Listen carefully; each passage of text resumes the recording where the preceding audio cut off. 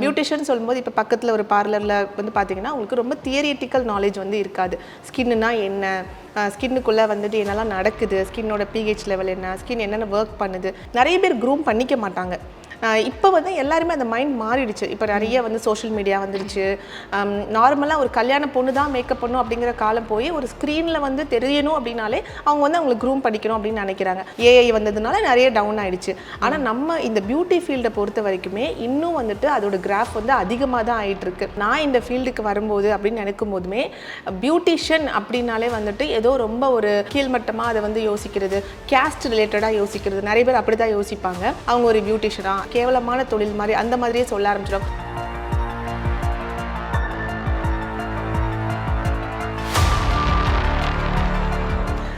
Certification அப்படின்னு பொறுத்த வரைக்குமே நம்ம பியூட்டி ஃபீல்டுக்கு சர்டிஃபிகேட்டை விட ஸ்கில்லுக்கு தான் வேல்யூ ரொம்ப அதிகம். உனக்கு என்ன தெரிஞ்சிருக்கு, நீ எப்படி பண்ணுற, உன்னோட ஒர்க்கை நீ எந்த அளவுக்கு பர்ஃபெக்டாக பண்ணுற, நீ பிகினரா இல்லை வந்துட்டு எக்ஸ்பீரியன்ஸாக இருக்கிறத விட மேக்கப் பண்ண போனாலே நம்ம வந்து ரொம்ப மதிக்கலாம் மாட்டாங்க.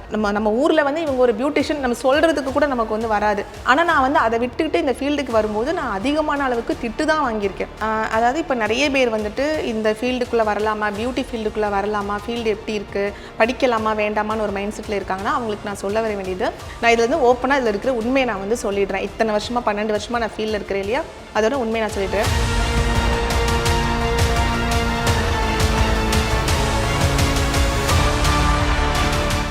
சேனல் 5 நேயர்களுக்கு வணக்கம். இன்று நம்முடன் நேர்காணலில் இருப்பது காஸ்மெட்டாலஜிஸ்ட் பத்மசுதா அவர்கள். வணக்கம் மேம். வணக்கம். எப்படி இருக்கீங்க? நல்லா இருக்கீங்க மேம். எனக்கு இப்போ டவுட், காஸ்மெட்டாலஜி அப்படின்னா என்னது, பியூட்டிஷியன் அப்படின்னா என்னது மேம்? ஆக்சுவலாக பியூட்டிஷியன் அண்ட் காஸ்மெட்டாலஜி அதுக்கப்புறமா ஏஸ்தட்டிஷியன் இந்த மூணுமே வந்துட்டு ஒன்று தாங்க. பியூட்டிஷியன் அப்படின்னா வந்துட்டு நார்மலாக முன்னாடி பார்த்தீங்கன்னா வெறும் ஃபேஷியல்ஸ், மெனிக்யூர், பெடிக்யூர், வேக்சிங் இந்த மாதிரி எல்லாமே வந்து பண்ணும்போது அதை வந்து பியூட்டிஷியனாக அவங்க வந்து அட்ரஸ் பண்ணாங்க. பேர் தான் வேறு வேறையாக இருக்கா தவிர மற்றபடி எல்லாத்தோட வேலையுமே வந்து ஒன்று தான். பியூட்டிஷியனாக இருக்கிறவங்களுமே மேக்கப்பும் பண்ணுவாங்க, ஹேரும் பண்ணுவாங்க, ஸ்கின்னும் பண்ணுவாங்க, எல்லாமே பண்ணுவாங்க. இப்போ தான் தனியாக மேக்கப் ஆர்டிஸ்ட் தனியாக இருக்காங்க. வேறு காஸ்மெட்டாலஜிஸ்ட் அப்படிங்கிற ஒரு நேமில் வந்துட்டு இப்போ வந்திருக்கு. பட் என்னோட பர்சனல் ஒப்பீனியன் அண்ட் ஃபீல்டில் இருக்கிற அதுவுமே பார்த்தீங்கன்னா காஸ்மெட்டாலஜிஸ்ட், பியூட்டிஷியன், ஏஸ்தட்டிஷியன் இந்த மூணுமே ஒரே வேலையை தான் வந்து பண்ணுறாங்க. இன்னும் கொஞ்சம் டீட்டெயில்டாக நாலேஜ் இருக்கும். ஆக்சுவலாக பியூட்டிஷியன் சொல்லும்போது இப்போ பக்கத்தில் ஒரு பார்லரில் வந்து பார்த்தீங்கன்னா உங்களுக்கு ரொம்ப தியரிட்டிக்கல் நாலேஜ் வந்து இருக்காது. ஸ்கின்னுனா என்ன, ஸ்கின்னுக்குள்ளே வந்துட்டு என்னெல்லாம் நடக்குது, ஸ்கின்னோட பிஹெச் லெவல் என்ன, ஸ்கின் என்னென்ன ஒர்க் பண்ணுது, யாருக்கு என்ன போடணும், என்ன இப்போ ஒரு ஸ்கின் டைப்னா அவங்களுக்கு என்ன போடணும், அந்த மாதிரிலாம் தெரிஞ்சு படிச்சுக்கிறதுக்கு பேர் காஸ்மெட்டாலஜிஸ்ட். ஏஸ்தட்டிஷியன்னாலுமே அதுதான். ஒரு ஸ்கின்னில் என்ன ப்ராப்ளம் இருக்குது, அது எதனால் வருது, அதை எப்படி சரி பண்ணலாம், இது வந்துட்டு ஒரு ஸ்கின்னுக்கு ஏற்ற மாதிரியுமே வந்து மாறும். அதை வந்து ப்ராப்பராக தியரிட்டிக்கலாக படித்து தெரிஞ்சுக்கிறது காஸ்மெட்டாலஜிஸ்ட். இது இல்லாமல் ஜஸ்ட் லைக் தட் சும்மா ஒரு பார்லரில் போய் நான் கற்றுக்கிறேன் அப்படின்னு சொல்கிறவங்க பியூட்டிஷியன் இப்படி போட்டிங்கன்னா கண்டிப்பாக சண்டைக்கு வந்துருவாங்க. ஏன் அப்படின்னா இப்போ நிறைய பேர் வந்துட்டு எல்லாமே தெரிஞ்சே பண்ண ஆரம்பிச்சிட்டாங்க. எல்லாமே ஒன்று தான். இப்போ ஒரு பீரியட்ல வந்து இப்போ இந்த 90s அந்த மாதிரி டைம்லலாம் பியூட்டிஷியன் அப்படின்னா ரொம்ப கம்மி. இப்போ வந்து பார்த்தீங்கன்னா நிறைய மென்னாக இருக்கட்டும், உமனாக இருக்கட்டும், நிறைய பேர் வந்து இந்த பியூட்டிஷியன் ஃபீல்டில் வந்து நிறைய இன்வால்வ் ஆகுறாங்க. ஸோ இதில் வந்து அவங்களுக்கு நிறைய இன்கம் வருமா? ஆமாம் மேம், இது வந்து ஆக்சுவலாக ஒரு நல்ல கொஸ்டின். என்ன அப்படின்னு பார்த்தீங்கன்னா முன்னாடி இருக்கிற காலகட்டத்தில், ஏன் ரொம்ப முன்னாடி கூட வேண்டாம், நான் இந்த ஃபீல்டுக்கு வரும்போது அப்படின்னு நினைக்கும் போதுமே பியூட்டிஷியன் அப்படின்னாலே வந்துட்டு ஏதோ ரொம்ப ஒரு ரொம்ப கீழ்மட்டமாக அதை வந்து யோசிக்கிறது, கேஸ்ட் ரிலேட்டடாக யோசிக்கிறது. நிறைய பேர் அப்படி தான் யோசிப்பாங்க. ஆனால் அது வந்து யாருமே அலோவே பண்ண மாட்டாங்க. இது ஒரு கேவலமான தொழில் மாதிரி அந்த மாதிரியே சொல்ல ஆரம்பிச்சிடும். அவங்க ஒரு பியூட்டிஷியனா, இவங்க இப்படி தான் இருப்பாங்கன்னு அவங்கள வந்து ஒரு ஃப்ரேம் பண்ணுறது, இந்த மாதிரிலாம் நடந்துட்டு இருந்துச்சு. இப்போ இருந்துட்டு என்னோட கண்ணோட்டத்தில் நான் ஒரு அகாடமி வச்சுருக்கேன் இல்லையா, இப்போ பார்க்கும்போது அது எல்லாமே மாறிடுச்சு. எல்லாருமே வந்துட்டு நிறைய பேர் இதை படிக்க ஆரம்பிக்கிறாங்க. ப்ளஸ் என்னென்னு பார்த்தீங்கன்னா நிறைய பேரோட பேரண்ட்ஸே வந்து என்னோட அகாடமியில் சேர்த்து விட்டு போகிறாங்க. அவங்க வந்துட்டு இந்த ஒரு கேஸ்ட் ரிலேட்டடாக பார்த்தது எல்லாமே ரொம்ப மாறிடுச்சு. நிறைய பேர் படிக்க ஆரம்பிக்கிறாங்க. அண்ட் படிக்க ஆரம்பிக்கிறதுக்கு ஏற்ற மாதிரி அவங்களுக்கு நிறைய ஆப்பர்ச்சுனிட்டிஸுமே நிறைய இப்போ வர ஆரம்பிச்சிருச்சு. நான் இப்போ என்னென்னு பார்த்தீங்கன்னா முன்னாடி வந்துட்டு நிறைய பேர் க்ரூம் பண்ணிக்க மாட்டாங்க. இப்போ வந்து எல்லாருமே அந்த மைண்ட் மாறிடுச்சு. இப்போ நிறைய வந்து சோஷியல் மீடியா வந்துருச்சு. நார்மலாக ஒரு கல்யாண பொண்ணு தான் மேக்கப் பண்ணும் அப்படிங்கிற காலம் போய் ஒரு ஸ்க்ரீனில் வந்து தெரியணும் அப்படின்னாலே அவங்க வந்து அவங்களுக்கு க்ரூம் படிக்கணும் அப்படின்னு நினைக்கிறாங்க. ஸோ எல்லாருமே இப்போ மேக்கப்பாக இருக்கட்டும், ஸ்கின் கேராக இருக்கட்டும், எல்லாருமே பண்ண ஆரம்பிச்சிட்டாங்க. அப்படிங்கிறதுனால அது பண்ணுறவங்க அஃப்கோர்ஸ் வந்து ஒரு பியூட்டி தெரபிஸ்ட்டோ இல்லை ஒரு காஸ்மெட்டாலஜிஸ்ட் தான் பண்ணணும். ஒரு ஹேர் கட்னா ஒரு காஸ்மெட்டாலஜிஸ்ட் பண்ணுறாங்க, ஒரு ஹேர் ட்ரெஸ்ஸர் பண்ணுறாங்க, ஒரு பியூட்டிஷியன்னா அவங்களுக்கு வேக்சிங் பண்ணணும், அதுக்கு ஒரு ஆள் வேணும் இல்லையா. அதனால இதோட ஆப்பர்ச்சுனிட்டி ரொம்பவே அதிகமாக இருக்குது, வேலைவாய்ப்பு ரொம்ப அதிகமாக இருக்குது. அண்ட் இப்போ இருக்கிற கரண்ட் ஜென்ரேஷனில் பார்த்தீங்கன்னா நிறைய ஃபீல்டு வந்து டவுன் ஆகிட்டே வந்துட்டுருக்கு இல்லையா, ஏஐ வந்ததுனால நிறைய டவுன் ஆகிடுச்சு.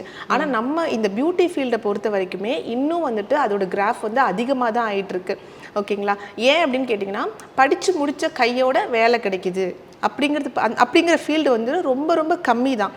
இப்போ இன்ஜினியரிங் படிக்கனாலுமே 4 வருஷம் படிக்கணும், டாக்டர்னா 5 வருஷம் படிக்கணும். நான் எதையும் கம்பேர் பண்ணல, பட் கம்பேரிட்டிவ்லி நிறைய நாள் படித்தா தான் ஒரு வேலை கிடைக்கும் அப்படிங்கிற நிலைமையில் இருக்கும். படித்தாலுமே வேலை கிடைக்காதுங்கிற நிலைமையில் நிறைய பேர் இருக்காங்க. ஆனால் இந்த ஃபீல்டு அப்படி கிடையவே கிடையாது. ஒரு காஸ்மெட்டாலஜிஸ்ட்டாக நீங்கள் படிக்கிறதுக்கு உங்களுக்கு தேவையான அந்த நாட்கள் பார்த்தீங்கன்னா 3 மாதத்துலேருந்து 1 வருஷம் தான் மேக்ஸிமம் எடுக்கும். அதில் படித்து முடித்த கையோடையே உங்களுக்கு 20,000 ரூபாயிலேருந்து 25,000 ரூபாய்க்கு உங்களுக்கு ஜாப் ஆப்பர்ச்சுனிட்டி ரெடியாக இருக்கும். சொல்லப்போனால் என்கிட்ட படிக்கிற பிள்ளைங்களுக்கு நானே வேலையை வாங்கி கொடுத்துட்ருக்கேன் எல்லாத்துக்குமே. சார், இப்போ வந்து நீங்கள் ஒரு அகாடமி வச்சுருக்கீங்கல்ல, ஸோ அங்கே வந்து என்னென்ன மாதிரியான ட்ரைனிங்லாம் நீங்கள் தரீங்க? இங்கே வந்து பார்த்தீங்கன்னா மேம், நாங்கள் வந்துட்டு கம்ப்ளீட்டாக ஒரு பியூட்டி இண்டஸ்ட்ரியில் என்னெல்லாம் கற்றுக்கணுமோ எல்லாமே சொல்லி தந்துட்டு தான் இருக்கோம். மேக்கப் ஆர்டிஸ்ட் கோர்ஸ் இருக்குது, காஸ்மெட்டாலஜிஸ்ட் இருக்காங்க, காஸ்மெட்டாலஜி எடுத்துகிட்டு இருக்கோம், ஹேர் ட்ரெஸ்ஸிங் எடுத்துகிட்டு இருக்கோம், நெயில் டெக்னீஷியன் கிளாஸ் எடுத்துகிட்டு இருக்கோம். அதுக்கப்புறம் பார்த்தீங்கன்னா அட்வான்ஸ் ஏஸ்தட்டிக் கோர்ஸும் எடுத்துகிட்டு இருக்கோம். அதாவது லேசர் தெரப்பிலாம் படிக்கிறாங்க இல்லையா, கெமிக்கல் பீலிங், மைக்ரோ நீட்லிங், இந்த மாதிரி ஸ்கின் ட்ரீட்மெண்ட்ஸ், இந்த மாதிரி கம்ப்ளீட்டாக ஒரு பியூட்டி இண்டஸ்ட்ரியில் என்னெல்லாம் இருக்குமோ இது எல்லாமே இங்கே கிளாஸில் இருக்குது. இங்கேருந்து நிறைய பிள்ளைங்க போய் நல்லாவே சம்பாதிச்சுட்டு இருக்காங்க. அதனால தான் இப்போ வந்து ஆமாம், இப்போ எனக்கு அதனால தான் நான் வந்து ஓப்பனாகவே சொல்கிறேன், இங்கேருந்து நிறைய பேர் போய் நல்லாவே சம்பாதிச்சுட்டு இருக்காங்க. நானுமே இதே ஃபீல்டில் அப்போ ஆரம்பத்துலேருந்து இப்போ பார்க்கும்போது நிறைய பேர் நல்லா சம்பாதிக்க ஆரம்பிக்கிறாங்க, லேக்ஸில் சம்பாதிக்க ஆரம்பிக்கிறாங்க. அதனால ஃபீல்டு நல்லாவே ஒரு கிராஃப் ஹைல் தான் இருக்குது. ஸோ இப்போ இங்கேருந்து வெளியில் போகிற எல்லாருக்குமே வந்து ப்ராப்பர் கவர்மெண்ட் சர்டிஃபிகேட் கொடுத்து நீங்கள் அனுப்புவீங்களா? எஸ், நான் வந்துட்டு இங்கே படிக்கிற எல்லா பிள்ளைங்களுக்குமே அகாடமி சைட்லேருந்து சர்டிஃபிகேட்டும் ப்ராப்பர் கவர்மெண்ட் ரெஜிஸ்டர்ட் சர்டிஃபிகேட்டுமே நம்ம வந்து கொடுத்துக்கிட்டு தான் இருக்கிறோம். ஓகே, இப்போ வந்து நான் இப்போது ரீசெண்டாக ஒரு நியூஸ் என்னென்னா, இன்டர்நேஷ்னல் லெவல் சர்டிஃபிகேட் வந்து ப்ரொவைட் பண்ணுறாங்க. அது இருந்தால் தான் நம்ம அதர் கண்ட்ரீஸில் போய் வந்து இந்த பியூட்டிஷியன் டெக்னீஷியன்ஸை நம்ம ஒர்க் பண்ண முடியும் அப்படின்னு சொல்கிறாங்க. ஸோ அது ரிலேட்டடாக உங்களுடைய கருத்து சொல்லுங்கள் மேம். ஆக்சுவலாக பார்த்தீங்கன்னா இது வந்துட்டு ஒரு பெரிய டாபிக் மேம். இப்போ வந்து ரொம்ப ரீசெண்டாக வந்து இது ஒரு பெரிய சர்ச்சையே கிளப்பிட்டு இருக்கு அப்படின்னு சொல்லலாம். இது வந்து மார்க்கெட்டிங், கம்ப்ளீட்டாக மார்க்கெட்டிங் தான் மேம். அதாவது அவங்க அகாடமி சைட்லேருந்து நாங்கள் இதை கொடுக்குறோம் அப்படின்னு தெரிய வைக்கிறதுக்காகவும் உள்ள ஆளுங்களை கூட்டுறதுக்காகவும் பண்ணுற ஒரு விஷயம். நான் இதில் வந்து ஓப்பனாக இதில் இருக்கிற உண்மையை நான் வந்து சொல்லிடுறேன். இத்தனை வருஷமாக 12 வருஷமாக நான் ஃபீல்டில் இருக்கிறேன் இல்லையா, அதோட உண்மையை நான் சொல்லிடுறேன். சர்டிஃபிகேஷன் அப்படின்னு பொறுத்த வரைக்குமே நம்ம பியூட்டி ஃபீல்டுக்கு சர்டிஃபிகேட்டை விட ஸ்கில்லுக்கு தான் வேல்யூ ரொம்ப அதிகம். உனக்கு என்ன தெரிஞ்சிருக்கு, நீ எப்படி பண்ணுற, உன்னோட ஒர்க்கை நீ எந்த அளவுக்கு பர்ஃபெக்டாக பண்ணுற, நீ பிகினரா இல்லை வந்துட்டு நீ வந்து எக்ஸ்பீரியன்ஸா, இது முக்கியமாக இருந்தாலுமே எக்ஸ்பீரியன்ஸாக இருக்கிறத விட ஸ்கில்லு ரொம்ப தேவைப்படுது. நான் 1 வருஷம் தான் இந்த ஃபீல்டில் இருக்கிறேன், ஆனால் ரொம்ப சூப்பராக பண்ணுறேன்னா அவங்களுக்கு தான் இங்கே வாய்ப்பு ரொம்ப அதிகமாக இருக்குது. சர்டிஃபிகேஷனுக்கு இங்கே ரொம்ப அதிகமான வேல்யூ கிடையாது. பட் இருந்தாலும் வெளியில் வேலைக்கு போகிறாங்க, அதாவது ஃபாரின் கண்ட்ரீஸ்க்கு வேலைக்கு போகிறாங்கன்னா நம்ம ஊரில் படிச்சிருக்காங்கன்னு ஒரு ஆத்தரைஸ்டு ஒரு சர்டிஃபிகேஷன் வேணும், அவ்வளோதானே தவிர இன்டர்நேஷ்னல் சர்டிஃபிகேஷன் அப்படின்னு சொல்கிறது கண்டிப்பாக அது ஒரு உருட்டு தான் அப்படின்னு ஒன்று கிடையவே கிடையாது. இன்டர்நேஷ்னல் சர்டிஃபிகேஷன் இருந்தால் தான் ஃபாரினில் போய் வேலை பார்க்க முடியும் அப்படிங்கிறதுமே கிடையாது. நம்மளோட ஸ்டூடெண்ட்ஸே, என் கூட படித்த பிள்ளைங்களாக இருக்கட்டும், என்னோட ஸ்டூடெண்ட்ஸாக இருக்கட்டும், எல்லாருமே அந்த மாதிரி ஒரு சர்டிஃபிகேஷன் இல்லாமல் ஃபாரினில் நிறைய பேர் ஒர்க் பண்ணிட்டு இருக்காங்க.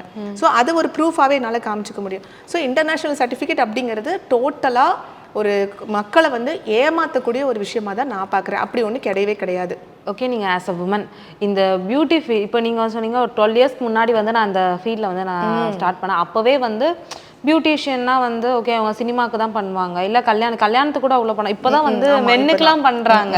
ஸோ அப்போ வந்து வெறும் உமனுக்கு மட்டும், அதாவது பிரைட்க்கு மட்டும்தான் பண்ணுவாங்க அப்படின்னு சொல்லிட்டு ஒரு தாட் இருந்தது.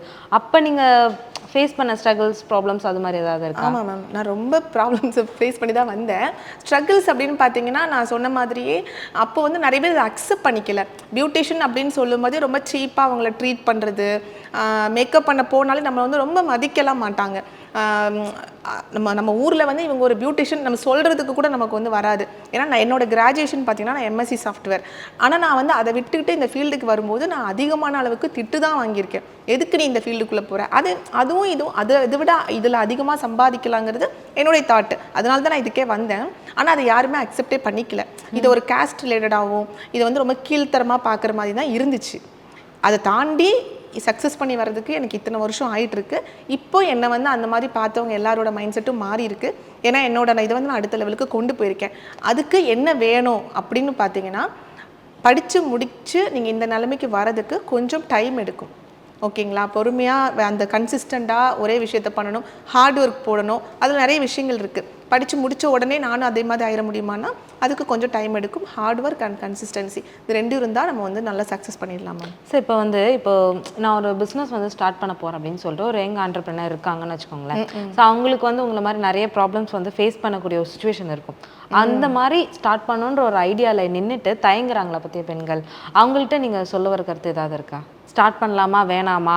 ஸோ இப்போ நம்ம ஸ்டார்ட் பண்ணால் இவங்க ஏதாவது சொல்லிடுவாங்களோ, இப்போ உங்களுக்கு ஒரு தாட் இருந்ததுல, உங்களை எல்லாரும் திட்டினாங்களா, அது மாதிரி ஒருத்தவங்க திட்டுவாங்க அப்படின்னு சொல்லிட்டு யோசிச்சுட்டு சில பெண்கள் இருப்பாங்கல்ல, அவங்களுக்கு நீங்கள் சொல்ல வர கருத்து?